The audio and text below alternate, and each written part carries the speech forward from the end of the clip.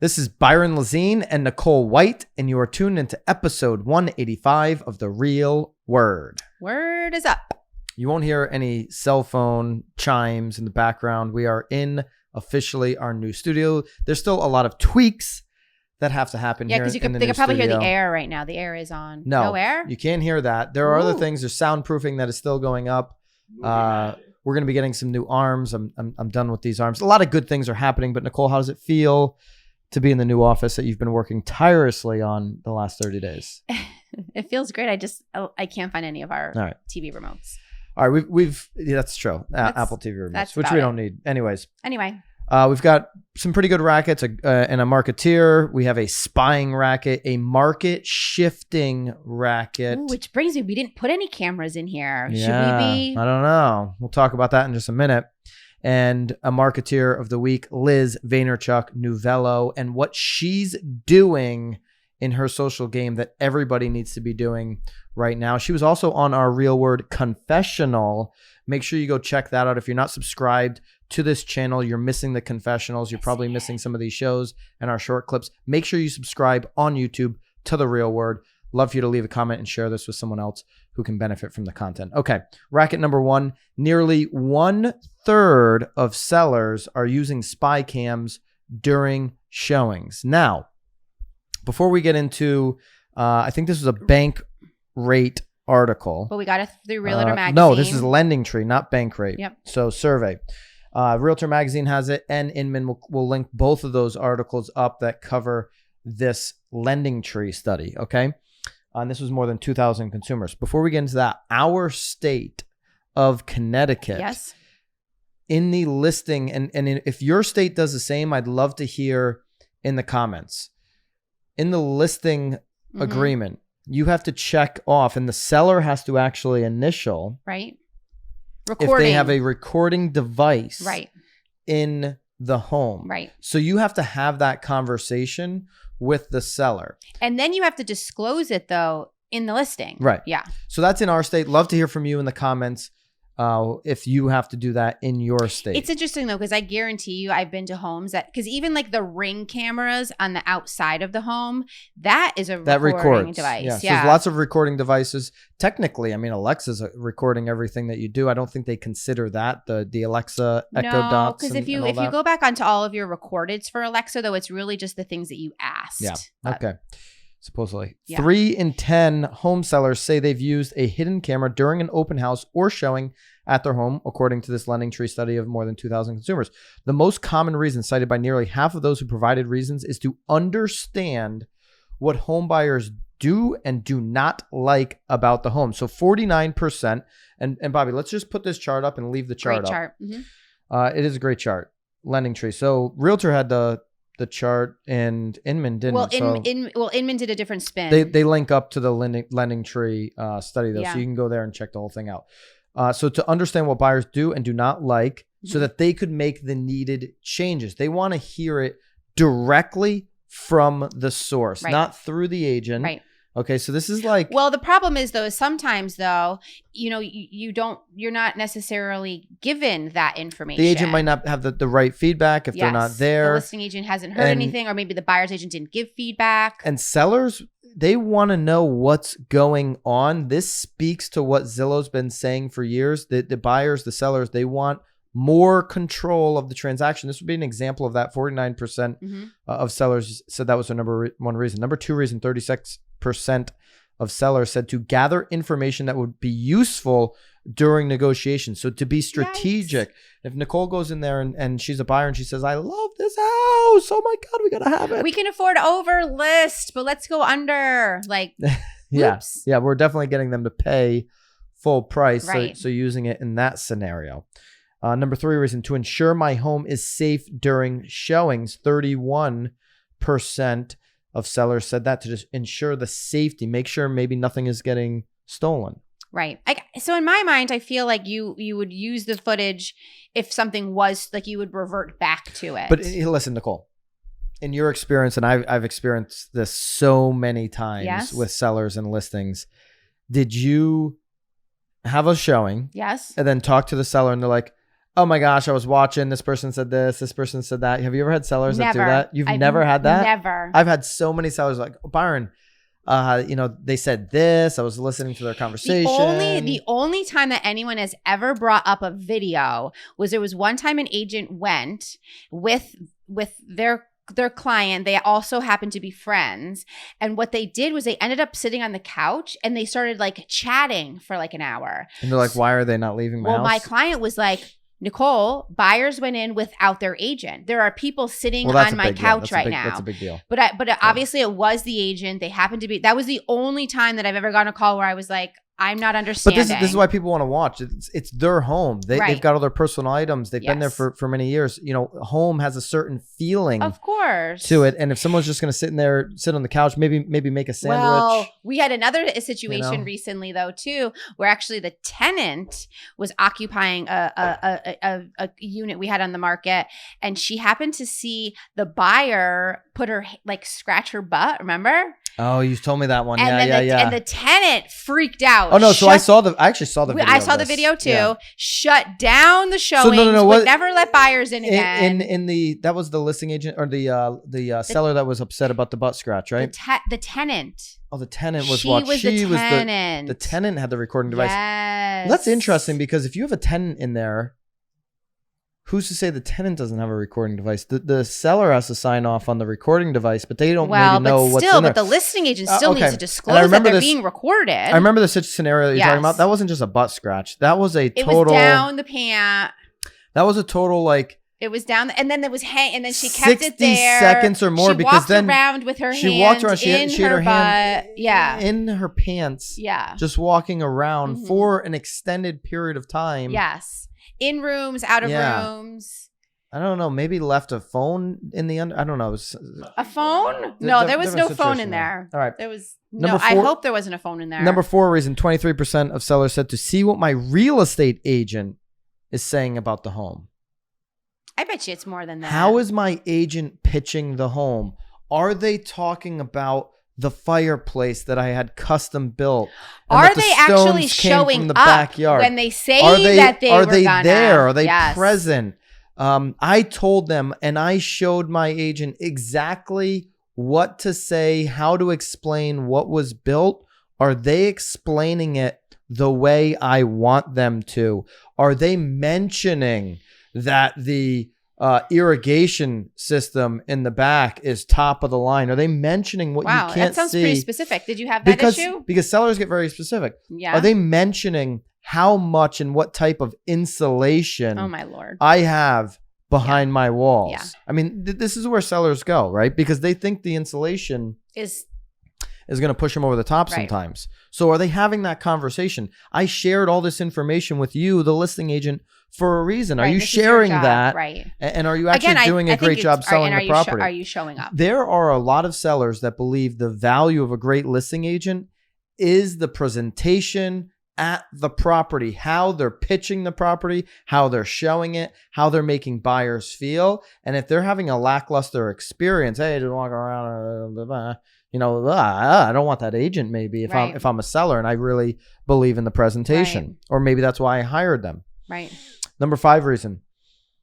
I just always have the cameras on for security purposes. So safety was number 3, 31%. 10% says I always have it on for security. Right. So you could almost cluster those two together, and that's a big reason. I feel like the 10% though are the ones, again, like what I was saying, like it's just always running, and if something happens, like they're resorting back to it.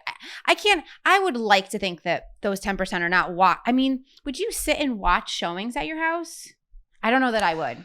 I wouldn't, but I also know how many people do. I think this number's low, by the way. 3 out of 10. They only interviewed 2,000 people. I think it's low. I think more people do it. And the people that do it, they are more glued to that screen than they are on the new Netflix show. This is like, they are not taking their eyeballs off of this until the showing's over. There's a lot of people like that. I can see why they are. Would I?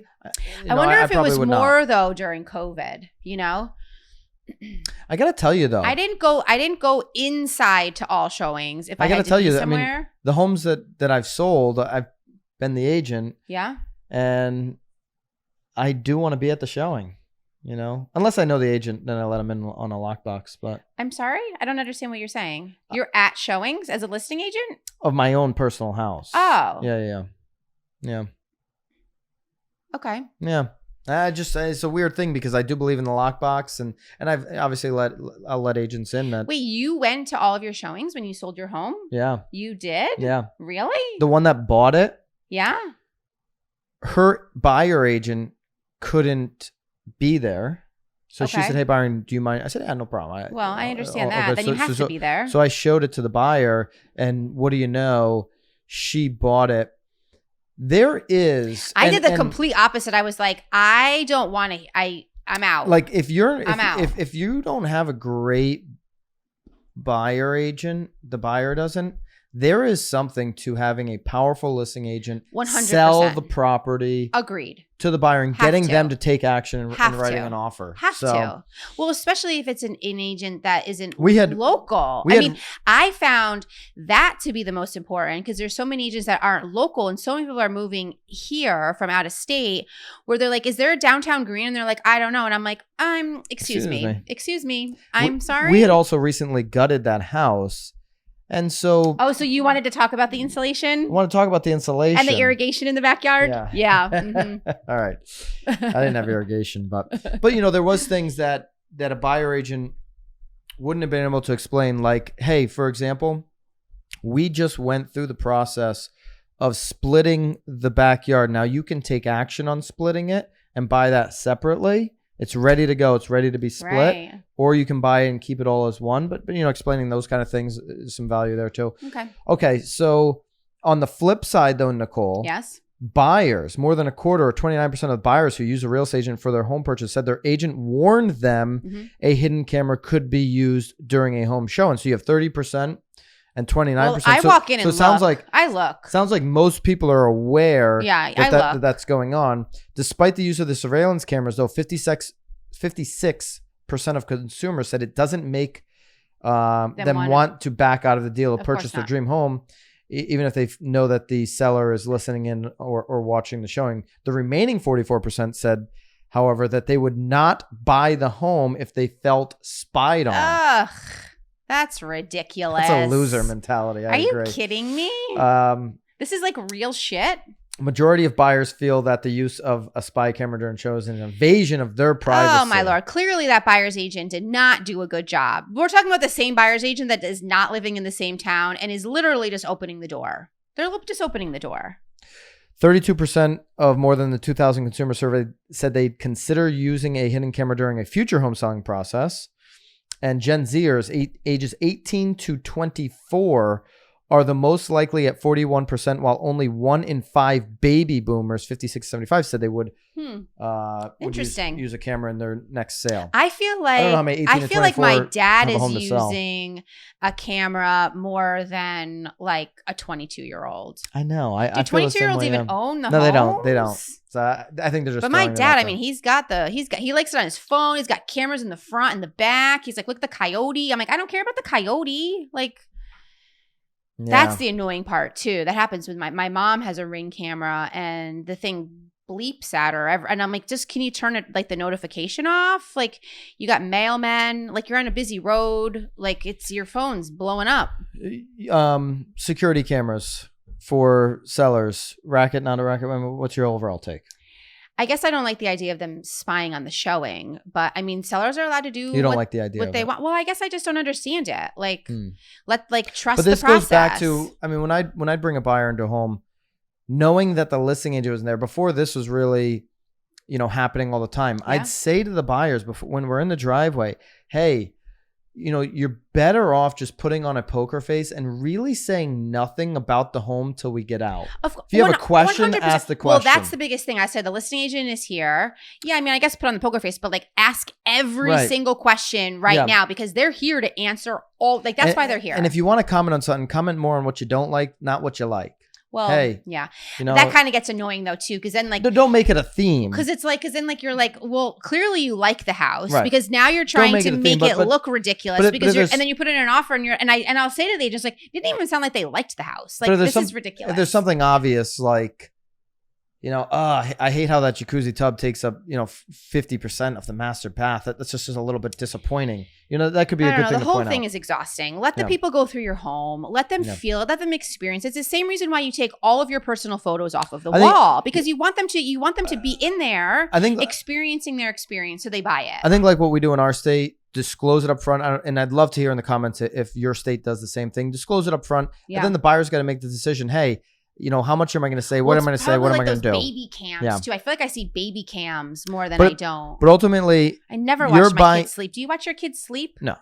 But ultimately, you're buying somebody else's home. It's their home, so you got to play by the rules. I hear you. Okay. But you're trying to sell your home. Right. Yeah. But it is still their home. Agreed. They don't have to sell it. Agreed. Love for you, by the way. If you like this content, please share it and subscribe to the channel if you haven't already done so. Racket number 2, bidding wars are cooling off. How to prepare for a shift in the market. This is an Inman article. We will link it up. Nicole, before we get into the 10 preparations that you can do for a shifting market, we'll comment on each one of them. Are you feeling a shift in this market right now? Are you feeling it just boots on the ground with your deals?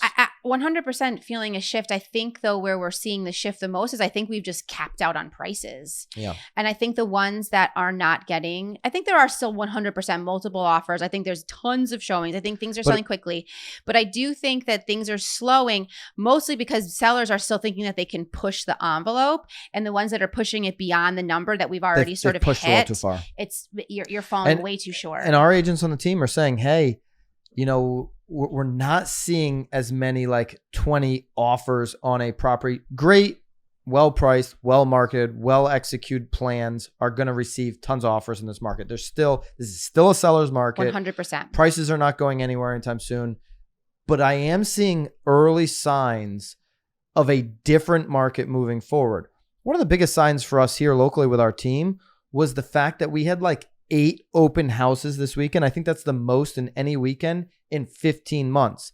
Open houses means the property didn't sell the week before and the open house was canceled. Right. Open houses means properties aren't selling in the first 7 days. They're taking 2-3 weeks. Right. Open houses mean I need more buyers. I need more activity. Right. We're seeing open houses across the board. Love to hear if you're seeing the same in your market start to expand. Right. Okay, number one thing to do to prepare for this shifting market is incubate, meaning stay in touch with all the people over the last 15 months that didn't buy, that didn't sell, that have shown an interest in real estate. Dive in deep and continue to have these conversations. Don't think because they're worn out and they're taking a break that they don't need relevant information about your market. Right. So jump in there. What do you think about that one? I think staying in touch is the biggest thing. I think that there were a lot of buyers that probably 3-4 months ago, I have a few that were like, I'm out until this slows down. I don't need to move. I have a rental. Like I'm out until it slows down. So obviously the right time to sort of hop them back in. Number 2 thing to do, buyers may have longer decision times. Okay. So you don't have to feel in a panic. We are seeing more inventory come on this market. Yep.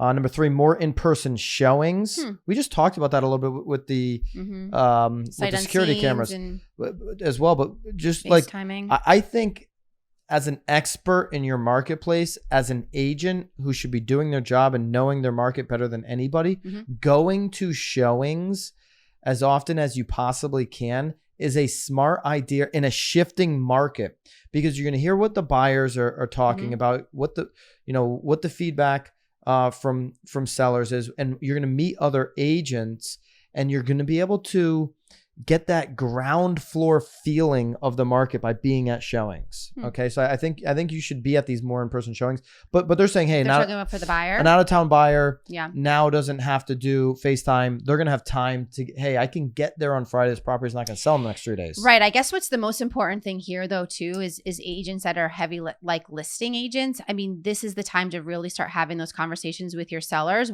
during the listing that, hey, things are going to take a little longer. Show them examples. Don't get nervous that it doesn't sell the first week. It's okay to have an open house. Like this is because you will be fired and they will be so angry at you if you're not preparing them for this shift, because all they've heard up to this point is multiple offers, over list price in 3 minutes. Know your market. What happened the last 6 months isn't going to be the next 6 months. Right. So start to see these trends in your local market early before everybody else. Number 4, return of the tire kickers. We're talking about open houses. You're going to see more and more tire kickers now that are showing up at these open houses, especially.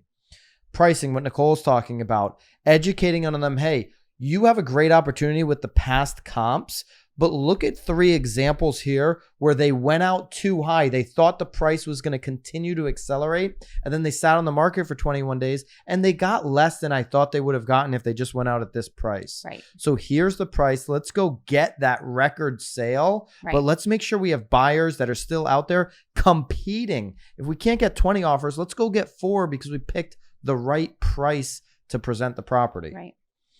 I think what'll be interesting too, and I'm sort of going off on the side here because there was another article that we saw in Inman about people that are in these multiple offer situations are like bailing out. They're getting cold feet. So I think that this is really going to be a great time too because buyers have a little bit more time. Again, educate your sellers on the process. But I really think that this coming fall, we're going to see a lot more deals staying together, which I mean is always what you want. I can see that. Yeah, for sure. No, that's true. Anyway. Prep for sale. So number 6, prep for sale. So, you can't just take crappy photos, agents, and slap a property on. If you're a consumer, you want an agent that's got a detailed marketing plan that they can prove to you that they're going to execute in this market. If you're going to be on the market for 3 weeks, that seems like an eternity compared to what we saw the last 6 months. If properties aren't selling in 72 hours, what are you going to do to get the attention that my property and home deserves over the next 21 days? I think, though, it's also important, too, though, that like you're saying, though, buyers staging matters more. Oh, well, honestly, staging has always mattered more. Always has mattered more. I mean, but it matters more now in this scenario. Of course. I mean, all of it matters more. I do think, though, too, like because they are taking a little bit longer, though, too, I think these listing agents need to continue to cultivate the relationship with the buyer's agent. Stay in touch. Ask them where they are in the process. Because, again, I can't tell you how many times I'm getting feedback where they're like, they love the home, but have maybe 4 more homes to see. They now have the time to take them all in. Number 7, longer marketing times. Just kind of spoke about that with the prep for sale. Yep. Number 8, buyers turned sellers who overpaid. Buyers now turning into sellers who overpaid. That's going to be a tough one.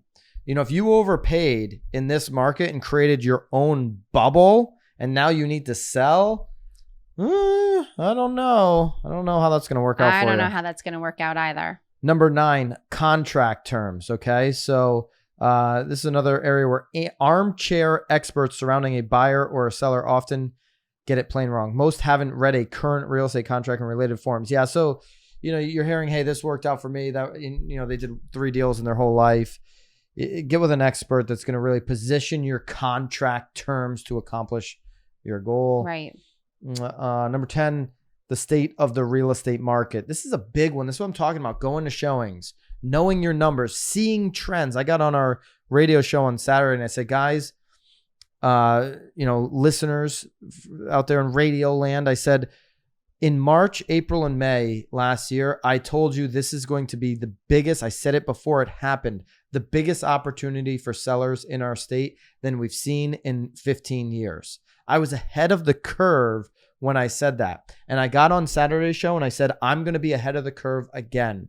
The market you saw in the last 6 months is going to be different over the next 6 months. Prices are not falling off a cliff, but they're not increasing. Right. And your ability to have a ridiculous amount of offers has certainly decreased. Can you still capture that today? Yes. Yes. But is it less likely than it was in April? Absolutely. In our market, it is. I'm already seeing those early signs. If you know your market, you know the numbers better than anybody. You should be studying this every day. You should be studying the hot sheet like Nicole White does every single day. You're looking for that flip for us? I am. Nicole White's looking for a flip right now for us. You should be studying the price per square foot, the days on market, the showings per listing, the months of inventory, the median price, the average price in your market, in categories, single family, condos, right? 4 bedrooms. You should know all of this better than anybody. and you should be able to regurgitate that to both buyers, sellers, and investors. I think that's the most important thing for agents to pick up on this one. 100%. I think what's the most important here too, especially if you're like a new agent that just sort of came into the market in 2021, I think it's really important for you to probably sit down with like a seasoned agent that's been in the market for a while. Because again, what we're seeing now, even though it's maybe slowed a tad, is still like off the chain good. So if you have sellers that are like, we've only had 25 showings, be like, yeah, well, like 18 months ago, you would have only had 7. So I do think that it's important to again, if you haven't been in the market long enough, to certainly hook up with somebody that has, so that you too, because I'm sure these agents are getting nervous too, right? Like, why am I able to show this house? Or their buyers are probably like, it's been in the market for 8 days. There's something wrong with it. You know, it's all like, again, like you're saying, you really do need to know the information, because everyone's going to be worried, just like they were 6 months ago with multiple offers. This is your job, to be the educator. Right. Okay. You're not a door opener. You're an educator. For sure. And if you don't know the goods, if you don't know it better than anybody, how can you educate? Yeah. It's a lengthy article. We'll link it up. I think there's a lot of value in that. For sure. So check that out. Marketeer of the week. Love her. This could be a co-marketeer though. No, we're going to give it to one. Liz No, Vaynerchuk you give it up to the girl. Novello. You Yes. are the marketeer of the week. Go check out the confessional we just did with Liz. She confessed on everything, real life, business life. Mom if you're life, somebody who's thinking about getting into real estate, she has great tips for new agents in their mom life for sure. Yeah. A lot of good stuff in there. Go check out the confessional. We'll link that up as well. Make sure you subscribe to the channel so you don't miss confessionals. But what Liz does, and the reason why she's the marketeer of the week this week, is because, and she does this, I would say, almost better than anybody. She does what Jason Pantana, and that's why I said we could almost have a co-marketer of the week. She does what Jason Pantana posted about this week on his Instagram. Jason Pantana made a post, and the headline is, "Follow your shot." He was on a podcast, and what he means by follow your shot is when you make a post. So in basketball, Nicole, what he says is when you take a 3-pointer, what do they teach you to do? They teach you to follow the shot. Remember, I don't play sports. Because if you don't make the 3-pointer, if you don't make the 3-pointer, there's a rebound opportunity there. So somebody's got to get the rebound, and you want the ball back. By the way, yes. Did you see in the Olympics that robot who was shooting the 3-pointer? Wait a minute, you watched the Olympics? No, but I saw this on like TikTok or on Snapchat. Yeah, or something. figured. Actually, I saw it on TikTok and I posted it on Snapchat myself. So the robot made a 3-pointer swish, moved back to the free throw line, made the the half court line. Okay. Half court swish. Yeah. I mean, robots are coming for us, real estate agents in us. every single way. Absolutely. Who's going to want to watch a robot land a 3-pointer every time? I don't. But who wants to walk into a showing and say, Mr. Robot, like, where exactly is the property line? And probably just magically draws a line for you. So I don't know. Anyways, someone's going to input that total information. Diversion. Jason Pantana says, follow your shot. How does that relate to social media? It relates this way. Okay. You make a post on Instagram. You make an Instagram reel and you put it together. You put all the work together to make this great piece of content, but then you don't comment on it. Right. You don't engage comments. You don't send this to people in the DM. You don't reply back to others' comment. Right. You are now not following your shot. You're not following through on all the work you did. Liz, she does this better than anybody. She's great. I'm always like, oh, look, she likes me. She comments on everything. She not only replies to 100% of comments. Oh, but she also responds. She puts a comment into all your shit too. Puts a comment onto your post. Which then makes you want to post on hers. She engages with you when you engage on her content or on your content in the DM. So she takes it to the next level. We know the real conversations are happening in those message platforms, direct message, Facebook message. That's where the real relationships are being built, right? Not in a weird way, in a business way. I don't know. Tom Toole does it kind of weird.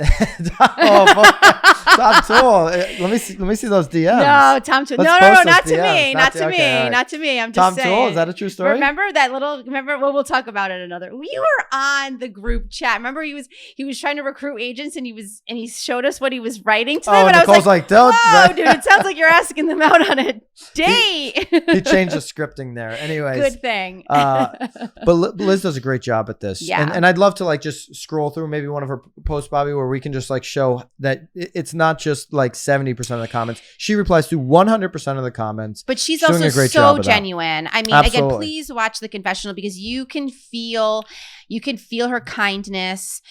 She really truly wants to see every agent succeed and encourages all agents to be kind. And again, there's just such true kindness in her voice. Absolutely. She really is truly, and I hate to say this because I don't mean to pigeonhole her because I know she's trying desperately to sort of get out of it too. Kind of is like she's a true mom. Like she's empathetic. I don't think, yeah, no, but I'm just saying, like, you know, obviously she loves being a mom. Yes, there's always that constant grind of being mom and the guilt of being away from your business as well as being away from your children and how to sort of push through all of that. And again, she's just absolutely lovely. It's often been said that teachers and nurses make the best real estate agent. You know, former teachers, former nurses. Not part-time, right? Obviously. So yeah, retire, go into a next profession. Right. Liz was a teacher for 7 years. Yeah. She comes from a place of what we talked about, wanting to help, wanting to educate buyers, sellers, and investors, but actually just caring. And knowing that there's enough room for everybody in the business. Absolutely. Yeah. Oh, yeah. Plenty. We talked about that in the confessional. You got to go check out the confessional. Yeah. Again, that'll be linked up. Liz, congrats. You are the Marketeer of the Week. And Jason, you get an assist, another a basketball turn. That's like you calling me like the Nicole 1B. Yeah. Well, you are the 1A. 1A. I'm the A? Yeah. 1A. I thought I was the B. No, you're the 1A. So she's the 1, I'm the 1A. Yeah, my wife, Nicole, would be the 1. You'd be the 1A. I'm always the... Yeah. And on the team, you'd be the 1A. To my 1 in that scenario. Yep. Mm-hmm. How do you feel about all that? I feel great about it. I feel fabulous. All right, Pantana with the assist. Really appreciate you guys. Love to hear your feedback on all these topics, what you're seeing in your market. I know I've asked a few times, but really, if you're interested in this content, would love to see you guys subscribe to the channel. It's how we can get this podcast into even more agents and help more agents. So see you guys next week. See ya. Keep it real.